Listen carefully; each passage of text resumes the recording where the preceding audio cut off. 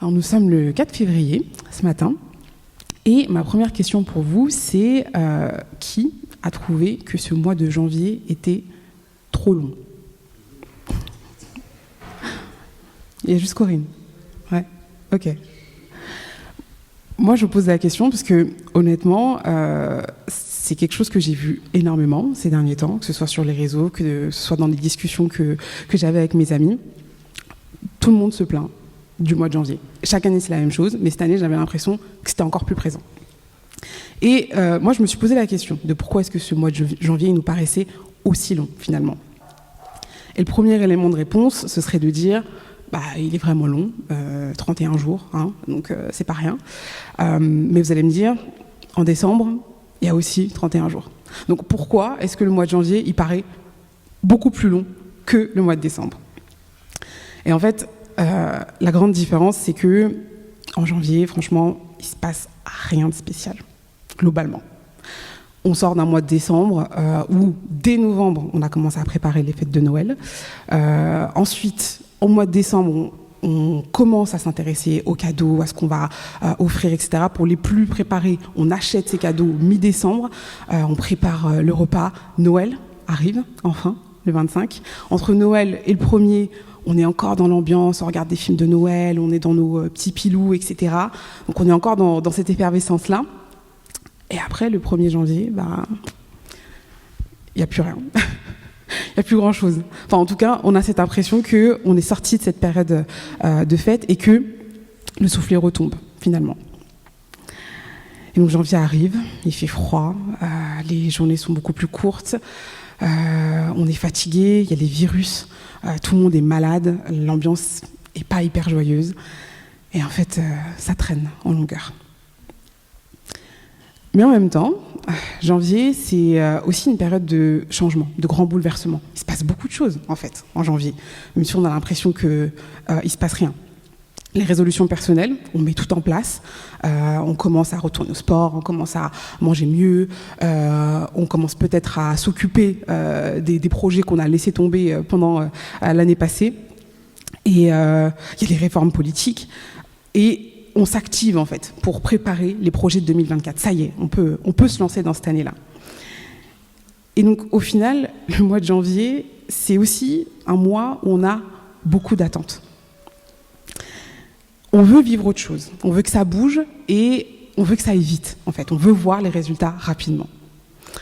Et ce matin, moi je voudrais qu'on s'intéresse, qu'on se questionne en fait sur notre attitude dans l'attente justement. Et je vous propose qu'on médite ce matin sur le psaume 130, où le psalmiste, en fait, il exprime tout d'abord sa détresse à Dieu, à l'Éternel, et il nous invite à cheminer avec lui dans son expérience d'attente. Donc je vous invite à lire le psaume 130. Cantique pour la route vers la demeure de l'Éternel. Du fond de la détresse, je t'appelle, Éternel. Seigneur, écoute-moi. Sois attentif à mes supplications. Ô Éternel, si tu retiens nos fautes, Seigneur, qui donc subsistera?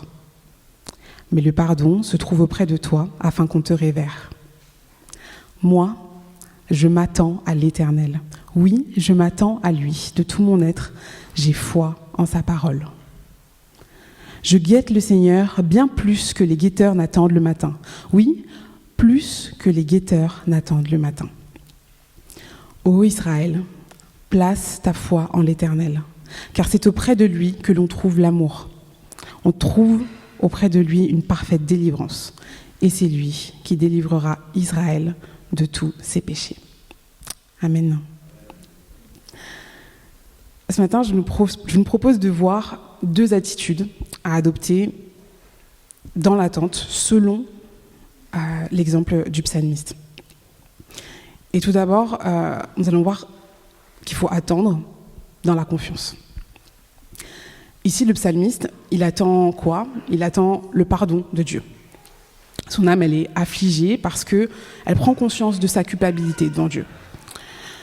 Et prendre conscience de notre culpabilité, la culpabilité de notre péché, c'est une expérience qui, de prime abord, est assez angoissante. Je ne sais pas si vous avez déjà fait cette expérience. on réalise, face à la bonté de Dieu, à quel point nous sommes indignes de son amour, indignes de sa miséricorde, indignes de tout ce qu'il a pu nous donner, indignes même de simplement, oui, être dans sa présence. On peut être ému, on est sincèrement et profondément attristé par ce constat que, quoi que nous fassions, nous ne sommes pas à la hauteur de la sainteté de Dieu. L'un des grands exemples de cette culpabilité qu'on peut voir dans la Bible, c'est David, l'homme selon le cœur de Dieu, un homme extraordinaire qui a fait des grandes choses, mais qui a aussi été capable de commettre des crimes terribles. Et le psaume 51, que je vous invite vraiment à lire, et que David il écrit après avoir commis l'adultère avec Bathsheba, en fait il nous montre à quel point nous sommes corrompus par le péché, à quel point nous avons besoin de Dieu pour transformer notre vision sur le péché, à quel point c'est pas naturel en fait de prendre conscience de ça. Et quand je parle de notre besoin d'être transformé, notre vision du péché, je parle de ces moments où le Saint-Esprit, il va venir et va nous dire « Ce comportement ne m'honore pas, changeons-le ». Ces moments pas agréables, je ne pense pas qu'il le soit pour qui que ce soit, où Dieu va nous interpeller et nous inviter à nous repositionner. Et bon, nous, au départ, on va soit être dans le déni, ou l'auto-justification, ou les deux. Et Dieu, dans sa grande patience, il va prendre le temps de nous montrer précisément, en fait, en quoi est-ce que notre attitude, elle pose problème. C'est comme chez l'ostéopathe, hein, vous savez, vous y allez, ça fait mal au départ, mais après, ça fait du bien. Et pour ma part, dernièrement, Dieu m'a interpellée sur mon orgueil d'une manière à laquelle je ne me serais pas vraiment attendue. Parce que donc, début janvier, pour moi, c'est la période des examens. Et donc, j'ai passé toute une série d'examens. Et il y en a un pour lequel je ne me suis pas très bien organisée. Hein, et finalement, je n'ai pas pu réviser comme je voulais. Et donc, j'arrive à l'examen, c'est un oral. Et moi, j'avais préparé peut-être vraiment une question sur 25. C'est très grave. Mais c'était la réalité de ma situation à ce moment-là. J'avais préparé une question sur 25 parce que je m'étais mal organisée. Et donc, moi, dans ma détresse, je crie à Dieu, hein, Seigneur, au secours, je ne sais pas quoi faire. Aide-moi, parce que je veux valider cet examen, c'est important pour moi, au secours. Et en fait, Dieu, dans sa grande bonté, a répondu à ma prière. J'ai validé cet examen. Donc, gloire à Dieu, vous me direz. Et quand j'ai raconté cette histoire à une amie, elle m'a dit, mais c'est incroyable, gloire à Dieu.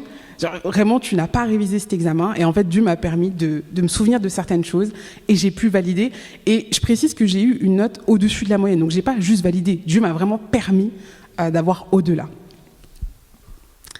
Dans cette situation, on se dirait que Evelyne, elle serait reconnaissante dans la louange. Pas du tout. Pas du tout. En fait, quand j'ai eu ma note, j'étais frustrée parce qu'elle était bien inférieure aux notes que j'avais eues avant. Et en fait, directement après que la prof m'ait donné ma note, je lui ai dit, dans mon insolence, mais est-ce que, même si j'ai validé, je peux repasser l'examen ? Et là, la prof, elle comprenait pas, en fait. Elle me regardait, elle me disait, oui, mais bon, y a d'autres examens, le second semestre commence, enfin, passe à autre chose, quoi. Je veux dire, t'as validé.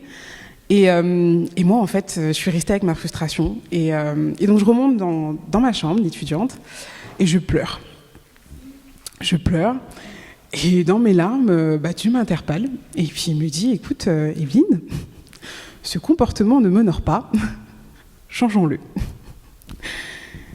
En fait, à ce moment-là, je prends conscience que mon orgueil a pris le dessus. J'avais envie de plus. Dieu m'avait la grâce de valider, d'avoir bien plus que ce que je méritais, mais je voulais plus. C'était pas suffisant. Et sincèrement, avant que Dieu m'ouvre les yeux là-dessus, je me rendais pas compte de ce qui s'était passé. Et je pense sincèrement que oui, le péché, il obscurcit notre conscience et nous pousse en fait à penser comme juste des choses qui ne le sont pas. Et surtout à oublier d'honorer Dieu et de louer Dieu. Mais Dieu, dans son esprit, va nous aider à changer notre vision. Et il le fait même dans les choses les plus simples. Là, je vous ai raconté, voilà, mon examen, c'est vraiment pas, enfin, en soi, c'est pas quelque chose de super important. Mais dans cet événement-là, il m'a montré que mon cœur avait besoin de changer. Oui, Dieu nous offre, dans sa grâce, son pardon et il nous accompagne dans la prise de conscience de notre péché. Et c'est cette grâce qui va nourrir notre confiance en Dieu et notre foi en Dieu également. La grâce de Dieu, elle nous pousse à voir toute notre nécessité de lui.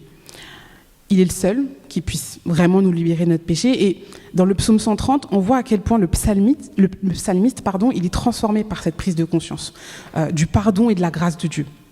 Après ça, il va dire « Je m'attends à l'Éternel.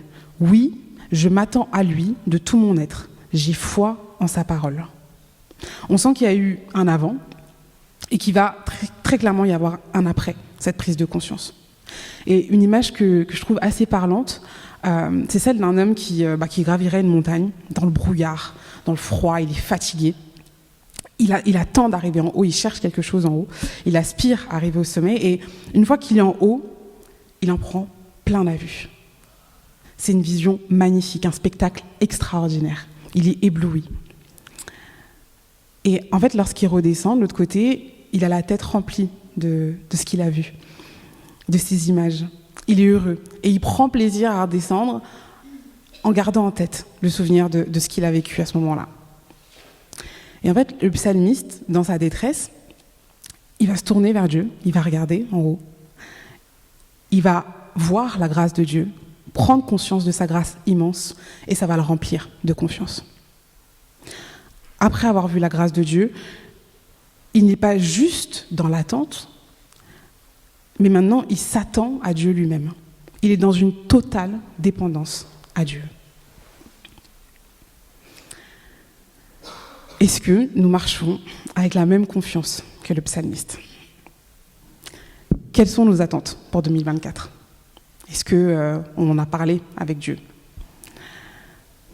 Est-ce qu'on a saisi l'immensité de la grâce de Dieu envers nous ? Et si oui, comment vivons-nous nos temps d'attente ? De quel côté de la montagne est-ce qu'on se trouve ce matin ? Dieu, il veut nous encourager à placer toute notre confiance en lui, parce que lui, il peut tout, parce que lui, alors que nous méritions la mort, il s'est incarné en Jésus, il est mort à la croix pour nous. Il a porté notre condamnation à notre place et nous a permis d'être réconciliés avec le Père. Et il nous donne l'espérance de l'éternité avec Dieu. Une vie sans souffrance, sans péché, sans maladie. Une vie où le mal n'existera plus et où la paix, elle sera éternelle. C'est ça l'espérance que Dieu nous donne. Il y a combien d'hommes qui ont essayé d'apporter la paix sur la terre ? Et combien ont échoué ? On est forcé de constater que ces hommes, bien que leur entreprise soit louable, sont incapables d'assurer ou de pérenniser cette paix. Et je pense à l'Afghanistan, qui est un pays où des hommes ont voulu apporter la paix. Et pendant 20 ans, il y a eu des améliorations. Mais en fait, au départ des Alliés, cette paix n'a pas tenu. Et aujourd'hui, la situation s'est empirée et on assiste impuissant aux conséquences de cet échec-là. Les hommes ne peuvent ni assurer ni pérenniser la paix. Seul Christ nous donne cette espérance et cette assurance. Et c'est pourquoi je pense que, en particulier dans les temps troublés que nous vivons, le psalmiste, il nous invite à attendre dans cette assurance que Christ, il a vaincu la mort à la croix, qu'il a vaincu le mal à la croix et qu'il va revenir pour établir un royaume de paix pour l'éternité. Dans la deuxième partie du psaume, il n'est plus question de détresse pour le psalmiste. Il s'attend à Dieu et bien plus, on nous dit qu'il le guette. Il l'attend avec la même assurance et la même envie que le soldat attend le matin pour finir son tour de garde. Le soldat, il sait que le jour va se lever et qu'il pourra rentrer chez lui dormir. Et donc, il a hâte que le jour vienne. Il a hâte de pouvoir rentrer chez lui. Mais en attendant, il doit monter la garde avec vigilance. Nous aussi, on a hâte que le Seigneur vienne. On a hâte de vivre cette éternité qu'il nous a promis dans sa parole. Mais nous devons monter la garde avec vigilance. Avoir l'assurance du jour qui va se lever n'exempte pas le soldat de faire son travail. Au contraire, s'il est réveillé pendant cette période de la nuit, c'est bien parce qu'il a un travail à faire. Et de la même manière, si nous sommes dans ce monde, encore aujourd'hui, c'est bien parce que Jésus nous a donné une mission. On peut être tenté de simplement attendre le retour du Seigneur, mais Jésus lui-même, il nous invite à une attente active. Il nous invite à nous tenir prêts, à nous conformer toujours plus à son image. Dans Hébreux 12, le verset 14, on peut lire « Recherchez la paix avec tous et la sanctification sans laquelle personne ne verra le Seigneur. » Cette attente, elle n'est pas passive. Et récemment, en discutant avec une dame, je me suis rendu compte à quel point notre perspective, du coup, sur l'éternité, et en particulier sur la résurrection, dans notre discussion, elle doit influencer notre manière de vivre au quotidien. Cette dame, qui n'est pas croyante, m'a dit que, en fait, avant, elle fumait et que, à cause du Covid, parce qu'elle est tombée malade, elle n'avait plus assez de souffle et qu'elle ne pouvait plus fumer. Alors moi, naturellement, je lui dis c'est un mal pour un bien. Vous avez pu arrêter de fumer. Et en fait, elle m'a dit que non, qu'elle était dégoûtée parce que elle appréciait de fumer sa petite cigarette, c'était son petit plaisir, et maintenant, elle peut plus. Et en fait, quand j'y ai réfléchi, après, je me suis souvenue qu'elle avait beaucoup insisté sur la notion de plaisir et sur aussi le fait de profiter de la vie, parce que de toute façon, elle aura une fin. Et en fait, dans cette perspective où le corps n'a pas forcément de continuité, c'est vrai qu'on a du mal à se demander pourquoi est-ce que, on ne profiterait pas de certains plaisirs de la vie qui peuvent faire du mal à notre corps. Et je précise qu'elle était assez âgée, cette dame. Et ça m'a fait réfléchir, du coup, sur la manière dont nous, enfants de Dieu, on considérait notre corps, en fait. Parce que pour le coup, nous, on croit au retour de Christ, on croit que notre corps un jour sera transformé, qu'il sera rendu immortel, incorruptible, pour l'éternité. Et du coup, ce corps que nous avons actuellement et qui sera glorifié, comment est-ce qu'on le traite au final ? Est-ce que cette perspective de l'éternité a une influence sur la manière dont on traite ce corps ? Et du coup, plus largement, est-ce que la perspective de l'éternité, elle influence notre manière de vivre au quotidien ? C'est une autre question que je nous pose ce matin. Est-ce que nous attendons le retour de Christ de manière active ou de manière passive ? En plus de notre sanctification, Jésus, il nous invite aussi, dans cette attente, à prendre conscience de l'importance de notre mission. Vivre dans le siècle présent n'a rien de simple. Et en disant ça, nous qui sommes ici, la vie est quand même beaucoup plus simple que pour beaucoup d'autres personnes dans le monde. Mais oui, la maladie, la guerre, la misère, l'injustice rendent cette vie pénible. Et parce que Jésus revient bientôt, nous devons annoncer sa bonne nouvelle. C'est ce qu'il nous dit. Nous devons annoncer le retour du roi et cette espérance que lui nous donne, de pouvoir régner dans la paix avec lui pour l'éternité. Et de la même manière, la perspective qu'on aura sur cette éternité va influencer notre manière d'annoncer l'Évangile. Pensez au moment de joie et de bonheur, de bonnes nouvelles dans votre vie. Je ne sais pas, après avoir obtenu le poste pour lequel vous avez tant prié, pour lequel vous avez postulé pendant pendant très très longtemps, après, je ne sais pas, avoir eu le feu vert pour un grand projet dans votre vie, pensez à cette joie-là, au moment où vous avez cette bonne nouvelle. Cette joie, généralement, on a tout de suite envie de la communiquer à nos proches. On a envie de prendre notre téléphone et de dire « ça y est, je l'ai eu ». Et souvent, cette joie, elle est communicative. Quand on va le dire à nos proches, ils vont se réjouir avec nous. On a juste envie de faire la fête tous ensemble. Cette joie et cet empressement, c'est ça qu'on doit ressentir globalement quand on annonce la bonne nouvelle de Christ. Cette joie, elle nous vient de la prise de conscience que Dieu nous a sauvés dans sa grâce, mais aussi notre espérance. Il nous a sauvés dans sa grâce, pas juste pour qu'on vive ici-bas, dans la galère, mais pour qu'on vive éternellement avec lui, qu'on règne éternellement avec lui dans un monde où tout sera parfait. C'est cette grâce et cette espérance qui doivent nourrir la joie qui nous pousse à annoncer cette bonne nouvelle. Face à la détresse de notre monde, le psalmiste il nous invite à tourner les yeux vers Dieu et à nous attendre à lui, dans la confiance et l'espoir qu'il va venir nous délivrer. Et je voudrais terminer avec le psaume 131 donc de David, qui est dans la continuité du psaume 130, et qui nous invite du coup à mettre toute notre confiance en Dieu.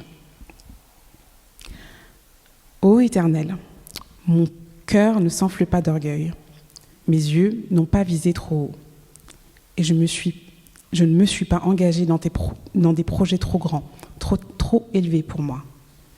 Bien au contraire, je suis restée tranquille et dans le calme. Je me sentais comme un nourrisson rassasié dans les bras de sa mère, comme un nourrisson apaisé. Israël, mets ton espérance en l'Éternel, dès maintenant et pour toujours. Amen.